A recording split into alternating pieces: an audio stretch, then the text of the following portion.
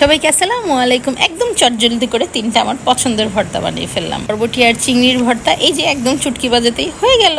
Recipe আমার চ্যানেলে দেওয়া আছে, দেখে নিন। এখন বানাবো কালিজিরা আর চীনাবাদামের ভর্তা। দুটোই তেলে নিয়েছি, এখন একসাথে মিক্স করে নেব। আমার সরিষার তেল শেষ হয়ে গিয়েছিল, তাই সয়াবিন তেল দিয়েছি। আপনারা কিন্তু অবশ্যই সরিষার তেল দিবেন। এখন সবগুলো একসাথে দিয়ে অয়েলে ভালো করে রোস্ট করে নেব।